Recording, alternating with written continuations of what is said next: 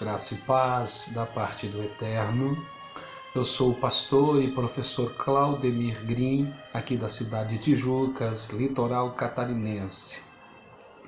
E quero, nesta tarde, compartilhar com vocês um dos textos bíblicos mais difíceis de interpretação de toda a história, que é Gênesis, capítulo de número 6, verso de número 1 a 4. Por diversos anos, e por que não dizer milênios, até mesmo biblistas, teólogos, estudiosos das Escrituras têm se debruçado em cima desse texto em busca de uma interpretação plausível e correta acerca do mesmo. E o resultado é que hoje nós temos cerca de, pelo mínimo, 4 interpretações mestras acerca deste texto. A primeira interpretação mestra que nós temos é a judaico-mitológica. A interpretação judaico-mitológica vê o texto de Gênesis 6 e 2 como sendo os filhos de Deus anjos. A expressão Benerá Elohim, eles aplicam como sendo exclusivamente no texto sagrado do Antigo Testamento, referida somente a anjos.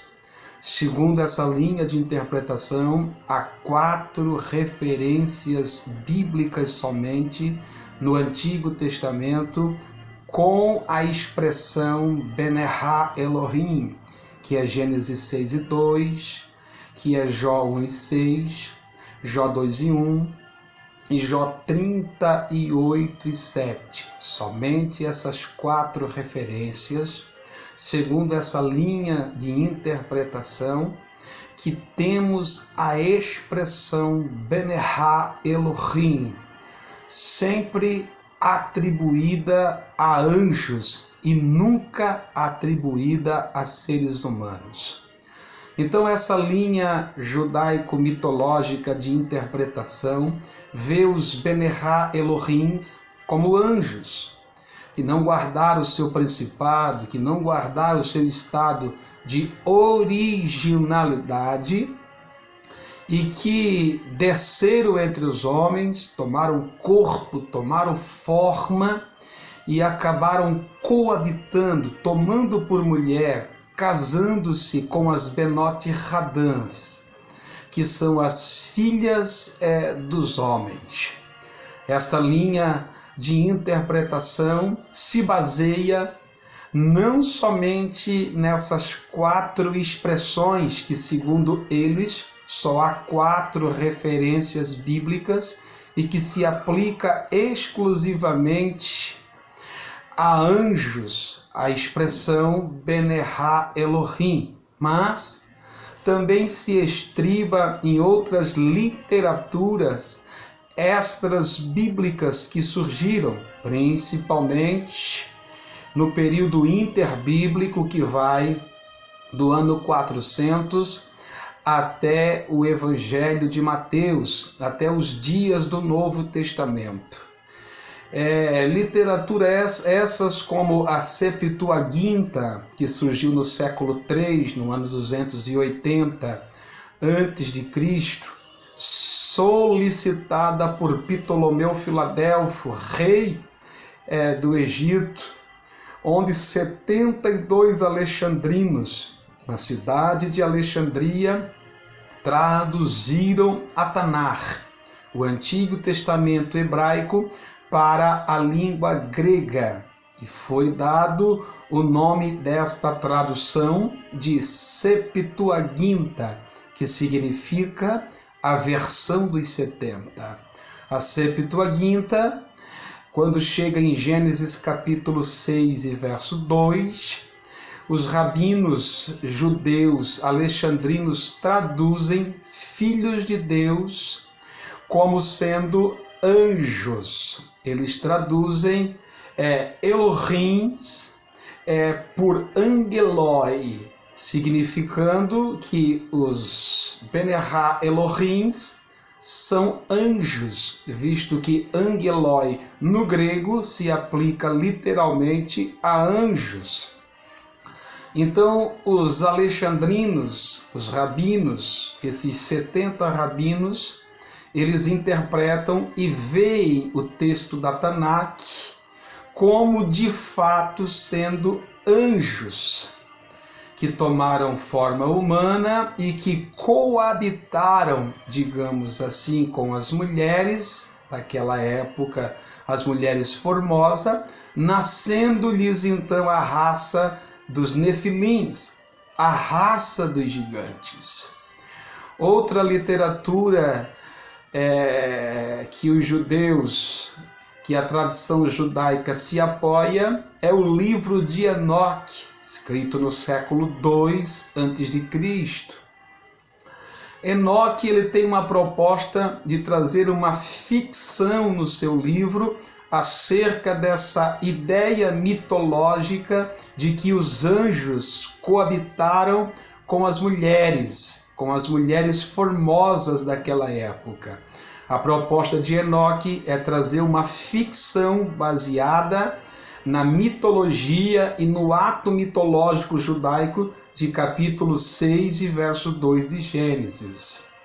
Outras literaturas pseudepígrafas, apócrifas, assim como Enoque, vimos também Jubileu, vimos também Baruch, e outras literaturas apócrifas que surgem tanto no contexto intertestamentário como no contexto neotestamentário até o século II. Temos outras obras extras bíblicas que vão trabalhar esse mesmo viés, essa mesma ideia mitológica judaica, que é os escritos de Filo, de Alexandria. Também vai trabalhar esta ideia mitológica. Flávio Josefo, um grande historiador judeu que viveu na era cristã, também vai trabalhar este viés na antiguidade judaica, no seu livro, acerca da ideia de que Gênesis 6 e 2 está se relacionando a anjos que assumiram corpos e que coabitaram com as mulheres, nascendo a raça dos Nefiins, ou seja, a raça dos gigantes. No mundo do Novo Testamento, na patrística, nós vamos ver alguns pais da igreja, tais como Irineu de Lyon, tais como Justino Mártir, tais como Tertuliano e outros, que vão também defender essa ideia, que vão também trabalhar neste viés interpretativo de que Gênesis 6 e 2 está se aplicando a anjos que deixaram o seu estado de originalidade e que realmente coabitaram com as mulheres e nasceram então os Nefilins. Essa interpretação tem muitas bases, porém escriturística tem poucas bases. As maiores bases dessa interpretação mitológica é a Septuaginta, os escritos pseudepígrafos e alguns pais da igreja que vão adotar também essa linha de interpretação. Entretanto, nós precisamos ressaltar que esta linha de interpretação judaica mitológica, ela é a mais antiga de todas as demais. Ela é aquela que, digamos assim, tem uma certa primazia por ser a mais antiga. Entretanto, outras linhas de interpretações surgem no contexto histórico do desenrolar da patrística da igreja, como, por exemplo, a linha de interpretação naturalista. A linha de interpretação naturalista, ela vê o texto de forma natural. Os Benerá Elohims e as Benot Radans, ele não vê os Benerá Elohims como filhos de Deus. Essa interpretação naturalista vê os Benerá Elohims como sendo os descendentes de Sete, a linhagem piedosa de Sete, que até então havia se guardado, se preservado, que até então havia se autossantificado, digamos assim, não se corrompendo com a raça humana. Porém, esses filhos de Deus, esses Benerá Elohims, que segundo a interpretação naturalista são os descendentes de Sete, acabaram se corrompendo com as Benot Hadã, que são a linhagem dos descendentes de Caim, os caimitas. E, de fato, esse cruzamento, de fato, esse relacionamento, de fato, essa coabitação culminou, digamos assim, pela corrupção do gênero humano de forma total, ficando somente Noé e a sua família como justos, que não haviam se contaminado. E por isso, Deus enviou o dilúvio, exterminando todo o mundo antigo, os filhos de Deus, se aplicando à geração de Sete, e as Benot Hadã se aplicando à geração dos caimitas, que ambas se relacionaram, coabitaram e, de forma generalizada, se corromperam, e Deus, por intermédio agora de um ato de juízo, manda o dilúvio, exterminando essa raça humana e recomeçando, repovoando a terra com a família de Noé. Então essa é a interpretação naturalista acerca do texto. A terceira interpretação acerca de Gênesis 6 e 2 é aquela que vê os Benot Elohim, ou seja, os Benerá Elohims, como sendo os filhos de Adão e Eva, que nasceram enquanto eles ainda viviam no Éden em estado perfeito. Sabemos que Adão e Eva viveram no Éden por muito tempo em estado perfeito. Essa linha de interpretação acredita que neste período eles tiveram muitos filhos e filhas. Esses filhos e filhas que Adão e Eva tiveram no jardim do Éden antes do pecado, é exatamente estes de Gênesis 6 e 2, que chamam-se de Benerá Elohim, filhos de Deus, que na verdade coabitaram com os filhos de Adão e Eva, pelos quais eles estiveram fora do jardim, depois de pecarem. Vimos que quando Adão e Eva foram expulsos do jardim e que coabitaram fora do jardim, nasceram-lhe Caim, nasceram-lhe Abel e assim por diante. Essa linha de interpretação vê que esses filhos de Adão e Eva, que nasceram como frutos do pecado, eles coabitaram com os filhos de Adão e Eva, que nasceram dentro do jardim quando eles estavam em estado perfeito. Então esse cruzamento, essa coabitação dos filhos de Deus, que são os filhos de Adão e Eva, pelos quais eles estiveram no estado perfeito dentro do jardim, coabitando com esses Benot Hadã, essas filhas dos homens, que são a descendência de Adão e Eva fora do jardim, após o pecado. Originou então desse cruzamento, dessa coabitação, os Nefilins, ou seja, os gigantes, os poderosos, os homens grandes sobre a face da terra. E a quarta interpretação e última vê Gênesis capítulo 6 e verso 2, os Benerá Elohims, como sendo reis, príncipes, homens poderosos que habitavam sobre a face da terra. Essa linha de interpretação vê que os Benerá Elohims, podem ser aplicados como filho dos deuses. Pelo fato de a palavra Elohim ser um plural, ser um substantivo pluralizado, genérico, ou seja, pode Elohim ser aplicado não só a Deus, mas a deuses e até a seres humanos. Por exemplo, assim como a palavra Theos é um substantivo grego genérico.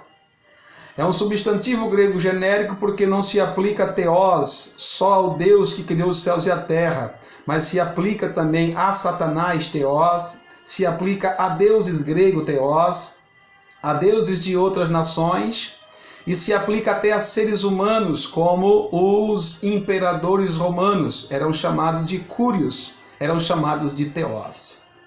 Então Elohim é esse substantivo pluralizado genérico, aonde pode se aplicar tanto a Deus, como a homens poderosos, como a deuses e como a homens. Então essa linha de interpretação vê que os Benerá Elohims, eles são os filhos dos deuses, ou seja, os governantes poderosos que habitavam sobre a face da terra, que governavam sobre a face da terra. E esses governantes poderosos, chamados de Benerá Elohims, casaram-se com as Benot Radãs, ou seja, casaram-se com as filhas dos homens formosas. Essas filhas dos homens eram mulheres plebeias, eram mulheres que não tinham sangue real nas suas veias, que não pertenciam à realeza, mas que os príncipes, os filhos dos homens poderosos, se agradaram delas, tomaram por esposas, coabitaram com elas, e desta geração, digamos assim, deste casamento, então gerou-se os Nefilins, gerou-se os poderosos, gerou-se os príncipes, gerou-se a raça dos gigantes. É interessante que essa linha de interpretação ela se estriba também em Devarim, que é Deuteronômio capítulo 14, verso 1, e também em Salmos 82 e verso 6, Salmos 82 e verso 6. Sendo que esses dois textos, eles são aplicados a palavra Elohims a homens. Os dois textos são chamados humanos de Elohims. São chamados seres humanos de Elohims, ou seja, de deuses, no sentido poético, obviamente, e no sentido, digamos assim, de crítica e de deboche. Então, essa linha de interpretação, ela é muito forte, pelo fato de a palavra Elohim ser aplicada tanto ao Deus verdadeiro, nas Sagradas Escrituras, como também sendo aplicada a homens. Então, segundo essa linha de interpretação, os Benerá Elohims são os filhos dos governantes poderosos, que acabaram descendo lá no subúrbio e tomando as plebeias, as mulheres formosas que não tinham realeza, coabitando com elas, gerando família com elas, e nascendo então a raça dos gigantes, nascendo então, assim por dizer, as raças dos Nefilins. Essa linha de interpretação ela é muito válida, ela é muito importante, tem muito peso, porque ela trabalha muito bem a questão gramatical do texto. Por exemplo, se os Benerá Elohims realmente são anjos, por que esses anjos não foram punidos? Por que o texto imediatamente não mostra a punição desses anjos? Perceba que o texto está mostrando a punição dos homens. E isso fortalece a tese, a teoria, de que os Benerá Elohims, de fato, eram homens poderosos, príncipes poderosos. Porque o contexto vai remeter ao dilúvio. O dilúvio é resultado de um juízo divino, justamente pelo fato desses homens, digamos assim, esses Benerá Elohim, se auto-intitularem deuses, se auto-intitularem soberano, atraírem para si essa auto-prerrogativa de Elohims, e também pelo fato de eles terem casado com mulheres plebeias. Isso resultou na corrupção do gênero humano, que vai terminar com o dilúvio, exterminando, assim por dizer, toda a raça humana, preservando apenas Noé e a sua família dentro da arca, aonde Deus começa a repovoar a terra novamente com esta família. Então eu vejo essa interpretação como a melhor das quatro. Ela não fere o texto gramatical, ela não fere o texto histórico e ela não fere o texto, digamos assim, como um todo. Então, eu fico com a interpretação de número 4, que os Benerá Elohims, de fato, eram homens poderosos. Até porque a própria Bíblia Sagrada vai chamar os juízes e alguns profetas de Benerá Elohims, aplicando também essa nomenclaturas a judeus, ou seja, a juízes, e aplicando também essa nomenclatura a seres humanos. Então eu, particularmente, fico com a quarta linha de interpretação. Um abraço a todos vocês, Deus abençoe.